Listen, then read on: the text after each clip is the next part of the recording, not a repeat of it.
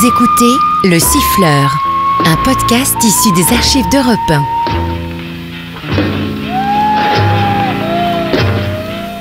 Nous sommes sur le paquebot France qui revient d'Amérique. Dans les salons de luxe, on danse, on joue, on rit, on flirte. Oh David Oh, vous dansez trop vite. Allez, allons nous asseoir. Vous croyez déjà aux 24 heures du Mans?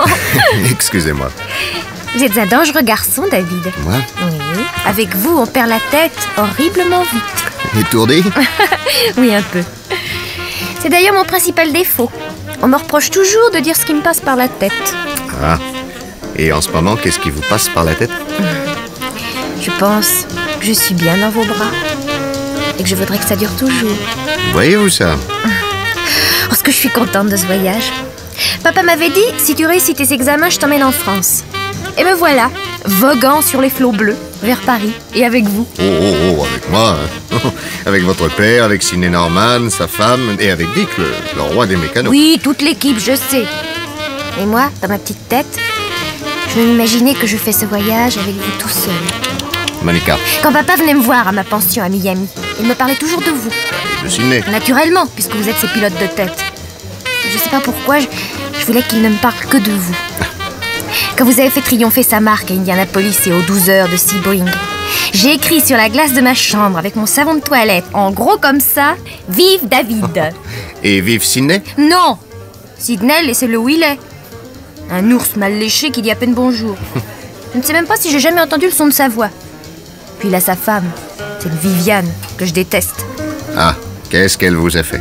Sur elle et sur vous, on m'a raconté des choses. Ah bon, je me demande bien quoi, par exemple. Pas de fumée sans feu. Vous savez que j'ai le plus profond respect pour Viviane. Elle est la femme de mon meilleur ami, que j'admire beaucoup. Sidney conduit les voitures de course comme un dieu. Et vous donc? Quand je vous vois dans une des voitures de papa, on dirait un centaure. Un centaure sur des pneus, c'est assez poétique. David, à ces 24 heures du Mans, je voudrais que vous gagniez. Ah, Monica, je ferai tout pour ça, croyez-le bien. Ah, David, je vous y prends. Vous faites la cour à ma fille. Méfie-toi de ce gaillard, chérie, c'est un mauvais sujet. Oh, monsieur Ferguson. Ouais. Sais-tu ce qu'on dit de lui? Non? Eh bien, on dit que c'est un coureur. Un coureur automobile, bien entendu. Bon, je vois que les jeunes ne savent plus rire. David, donnez-moi une cigarette. Oh, ouais, moi aussi. Voilà. Merci. Du feu? Merci. Merci. Jamais 3 cigarettes avec la même allumette? Ah non, jamais. Comment? Tu ne savais pas que David est superstitieux comme une vieille fille? Mais non. Mais il ne faut pas prononcer le mot corde devant lui, et il ne passe jamais sous une échelle. Et naturellement, vous touchez du bois. Eh oui. Il en fait coudre un morceau dans chacun de ses vestons. Non. Je crois que je sais danser ça. Viens, ma fille, viens danser avec ton père, que je rende un peu jaloux les vieux birbes de mon espèce. Viens, nous allons les faire crever. Tiens, Viviane. Oui, Sidney. Il est allé se coucher. Ça ne vous étonne pas, je pense. Non, il se préoccupe de sa forme. Je devrais bien en faire autant. Oui, c'est ça, et moi, je reste toute seule comme une imbécile. Quand je pense que tu ne m'as même pas fait danser une seule fois. Oh, écoute, Viviane, voyons. Depuis le départ de New York, tu n'as pas quitté cette sale petite gosse. Qui donc? Monica. Oh. Tu veux épouser la fille du patron? C'est ça que tu veux? Bon, faut idiote, tu n'as rien compris, oui. Quoi? Je m'affiche exprès avec la petite pour faire taire les gens. Les gens? Qu'est-ce qu'ils racontent? Mais l'autre jour, Dick, le chef mécanicien, m'a pris à part. Et comme il aime Sidney autant que moi, il ne voudrait pas qu'il y ait de bagarre entre nous. Pourquoi Sidney se doute de quelque chose? Eh oui. Pourtant, Dieu sait si nous prenons toutes nos précautions. Ah, oublies-tu que dans la libre Amérique, le moindre des regards, le moindre des gestes est analysé, contrôlé, commenté? Elle a certainement dit à ton mari que tu étais ma maîtresse. Et puis après tout, je m'en fiche. Que ça craque une bonne fois. Mais tu sais très bien que Sidney refuserait de divorcer. Ah, je sais, c'est bien ça le pire. Ah, tes yeux tournent au violet, Viviane. Toi, tu as une mauvaise pensée. Je pense à Stanwyck, qui s'est tué le mois dernier. Sidney, lui, Il n'a jamais eu le moindre accident. Alors, on va tout de même pas saboter sa voiture exprès, non? Si tu crois que je n'y ai pas songé. Toi? Oui, moi. Moi, j'en ai assez. Sidney me traite comme une étrangère et sa présence m'est devenue odieuse. Oh, et puis, il faut songer à l'avenir, David. À ton avenir. Tu ne seras pas toujours pilote de course. Oui. Et après, comment vivras-tu? Tu n'es pas doué pour les affaires, tu n'écris pas, tu ne peins pas. S'il arrivait quelque chose à Sidney, l'assurance me verserait de quoi vivre largement jusqu'à la fin de mes jours. Je t'épouserais. On serait heureux. Oui. Oui, bien sûr. Il suffirait de donner un coup de pouce au destin. Un tout petit coup de pouce. Tu crois?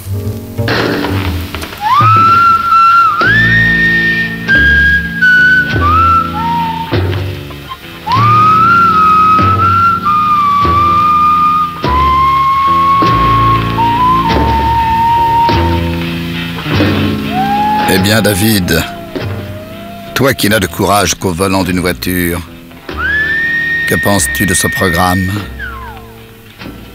Ton avenir assuré avec la femme que tu aimes, la seule que tu aies jamais aimée. N'y a-t-il pas là de quoi tenter le diable?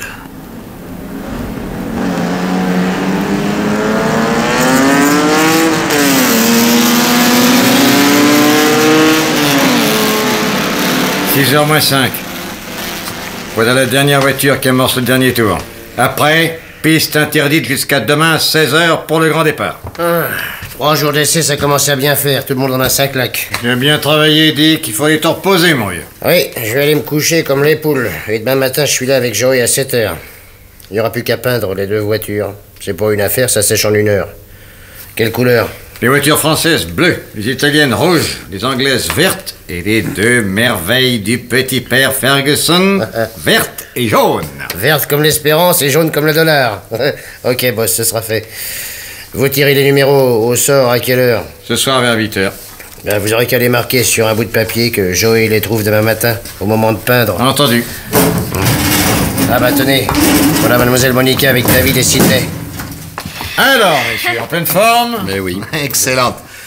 Ah, Dick, c'est bien ça. Je vois que tu n'as pas oublié mon volant. Ben, je suis en train de le mettre en place, monsieur David. Tu es gentil. Vous avez un volant spécial?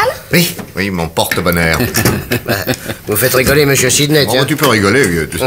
N'empêche qu'il m'a toujours porté chance. Et qu'est-ce que c'est que ce volant? Eh bien, il m'a été donné par Fangio il y a 3 ans. Non, remarquez par lui-même, il n'a rien d'extraordinaire, non? C'est un volant de Bugatti comme beaucoup d'autres.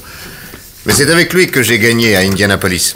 Et depuis, je n'en veux pas d'autre pour les compétitions. Toujours superstitieux. Bon, ça ne fait de mal à personne, non? Et puis moi, ça me porte chance, alors. Voilà, monsieur David, votre volant, il est monté. Merci, Dick. Où est passé Sidney? Voulez-vous parier qu'il est déjà parti se coucher? Ah, il faut dire, monsieur Ferguson, que vous nous logez dans des caravanes si confortables qu'on y passerait sa vie. Et bien moi-même, si vous le permettez, je vais me retirer. Allez, mon vieux, allez. Bonsoir, Monica. Bonsoir, David, mais j'espérais que vous auriez dîné avec nous. Non. Il faut qu'il se repose. Bien. Vous voyez. Bonsoir, patron. Bonsoir, Dick. Bonsoir, monsieur David.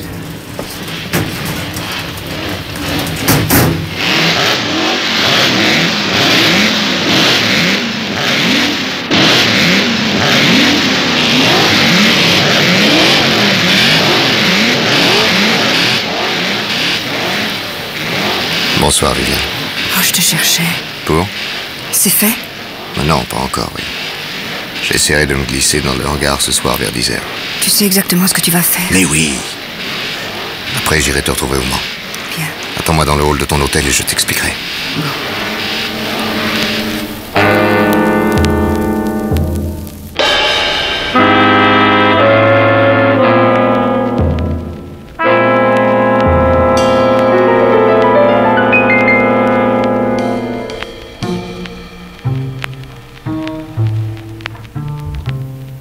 C'est toi déjà? Oh, ça a été vite. Oui. Qu'est-ce que tu as fait? J'ai trafiqué sa direction. Ah, tu ne sais peut-être pas que la barre est reliée au tringle par 3 boulons. J'en ai desserré 2. Avec l'effort demandé par les virages, celui qui reste ne tiendra pas plus de 8 à 10 tours. Maman. Mais Sidney ne souffrira pas au moins. Oh, tu sais, à 250 à l'heure dans les décors, il sera tué sur le coup. Oh, chérie, tu es sûre que personne ne t'a vu? Oui, sois tranquille. Quelle nuit je vais passer. Demain soir, vers 5 heures, tout sera terminé.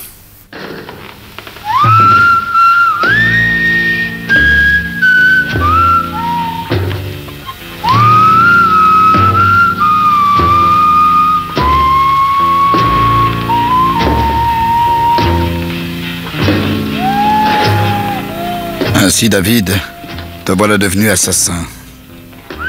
Assassin par amour et intérêt.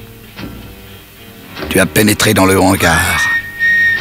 Tu as regardé avec tendresse ta voiture avec son volant porte-bonheur. Puis, tu as eu le courage de trafiquer l'autre bolide afin de préparer la mort de ton meilleur ami, afin de lui prendre sa femme. Et là-dessus, tu vas te coucher dans la même caravane que lui, sous le même toit. Et tu t'endors. Le remords ne t'effleure même pas. Je répète, au stand de ravitaillement numéro 2. Dick, quelle heure est-il?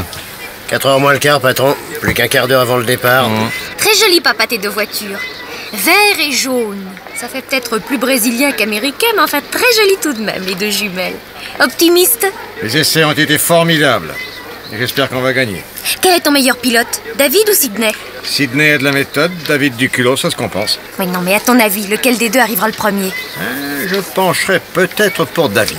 Tu dis ça pour me faire plaisir? Oh, tu sais, l'important c'est que ce soit une Ferguson qui gagne. Oui, bien sûr. Ah, David! Qu'est-ce que vous avez? Tiens, moi, rien, pourquoi? Comme vous êtes pâle? Mais non, c'est toujours avant une course. Non, mais Monica a raison. Que je vous ai jamais vu cette figure-là, vous n'êtes pas souffrant, non? Non, pas du tout. Qu'est-ce que vous allez chercher? Je vous ai apporté ce petit morceau de bois. Mettez-le dans votre poche. Il vous fera gagner. Ah, je suis très sensible à cette attention. Merci. Ah, Dick, je te reconnais bien là. Quoi donc, monsieur David? Nos deux voitures portent les numéros 14 et 15. Ah. Tu es gentil de m'avoir donné le 15. Pourquoi, vous avez quelque chose contre le 14? Oui, ma mère est morte, un 14. Je déteste ce chiffre. Ah, voilà Sidney avec sa femme. Bonjour Viviane. Bonjour, monsieur Ferguson. Quoi Viviane, mais qu'est-ce que vous avez? Moi? Je vous ai jamais vu une tête pareille. Qu'est-ce qu'elle a, ma tête? Ah, vous avez une mauvaise mine et les traits tirés. Oh, oui, cela nuit à votre beauté. Vous savez bien que je suis toujours nerveuse quand mon mari va courir. Ouais, heureusement qu'il n'est pas comme vous. Non mais regardez-le. On voit que son grand-père était pasteur anglican, on dirait un marbre. Bon. Sidney, David, venez ici et écoutez mes dernières instructions. Oui. Dès le départ, vous conduisez à la limite de vos possibilités. Dès le départ, vous faites donner à la mécanique le maximum de rendement. Il faut tout de suite que vous preniez l'avantage. Attendez. Après le déjeuner, j'ai revu les moteurs une dernière fois, vous pouvez y aller. C'est moi qui vous le dis.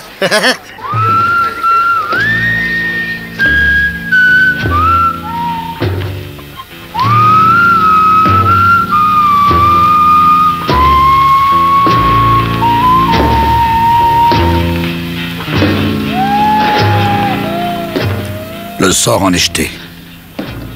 4 heures. Le drapeau tricolore s'abaisse. Les pilotes courent à leur voiture et démarrent. Tout de suite, les deux Ferguson prennent la tête. La voiture numéro 15, celle de David, mène le peloton.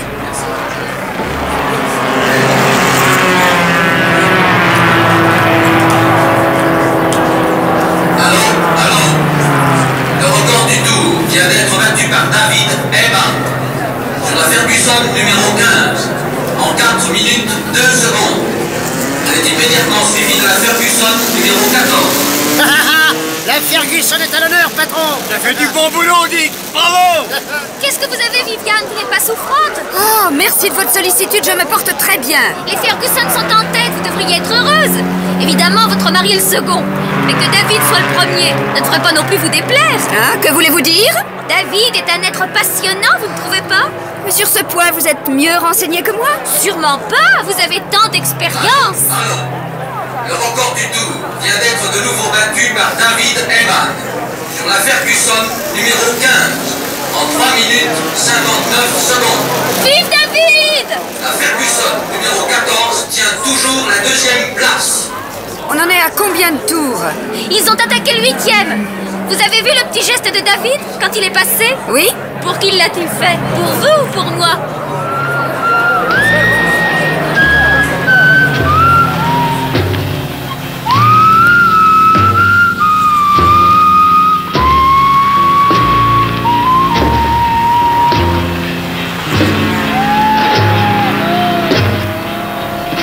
Un sale moment à passer, n'est-ce pas, Viviane? Tous les nerfs tendus, les dents serrées, tu guettes le numéro 14. Tu guettes la défaillance mortelle. Et pendant ce temps-là, il te faut supporter les lazzi de Monica, enivrée du succès de David. Ce n'est pas une victoire que tu guettes, toi. C'est la mort d'un homme. La direction de Sydney ne résistera pas à plus de 10 tours, a dit David. Voilà le 9e terminé. Allô. Le record du tour vient d'être de nouveau battu par David Eman sur la Ferguson numéro 15 en 3 minutes 57 secondes. Vive David! Eh bien quoi, Viviane, vous ne criez pas vive David? Oh, fichez-moi la paix! Et venez mes enfants, venez féliciter Dick. C'est grâce à lui que David mène le peloton. Ah, bravo Dick! Compliment, Dick! Oh, à vous trois, je peux dire maintenant la vérité. Quoi donc? Et Joe, amène-toi. Oui, monsieur Dick. Ce matin, quand tu lui as peint les numéros, quelle gaffe tu as faite? Ben moi je savais pas. Ouais, allez, quoi? Dis ce que tu avais fait. J'avais pas le numéro 14 sur la voiture à monsieur David. Vous vous rendez compte? Alors quand j'ai vu ça, Monsieur Dick m'a dit, superstitieux comme il est, on peut pas donner le numéro 14 à monsieur David. alors tout était peint, alors vous savez ce que j'ai fait? Non! Vous lui direz pas, hein? Non! J'ai démonté son volant. Et vous savez, son volant fétiche. Et je l'ai monté sur l'autre voiture. Comme ça, il a le numéro 15 et il y a vu du feu. Mais c'est pas possible! C'est pas possible, il faut faire quelque chose! Viviane, qu'est-ce que vous avez? Mais où va-t-elle? Elle est folle! Elle se trouve mal! Mais pourquoi s'est-elle évanouie? Papa, Bien alors. elle sait quelque chose. Je suis sûre qu'elle sait quelque chose. Allô. La voiture numéro 15 vient d'être victime d'un grave accident au virage d'Arnage. Elle a quitté la piste après avoir effectué 3 tonneaux. Elle s'est écrasée contre les fascines de protection. Il semble que le pilote David Eman ait perdu le contrôle de sa direction.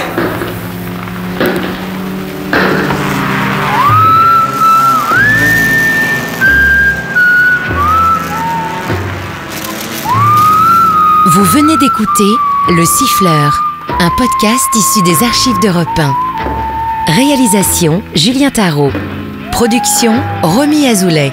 Patrimoine sonore Sylvaine Denis, Laetitia Casanova et Antoine Reclus. Promotion Marie Corpet. Le Siffleur est disponible sur le site et l'appli Europe 1.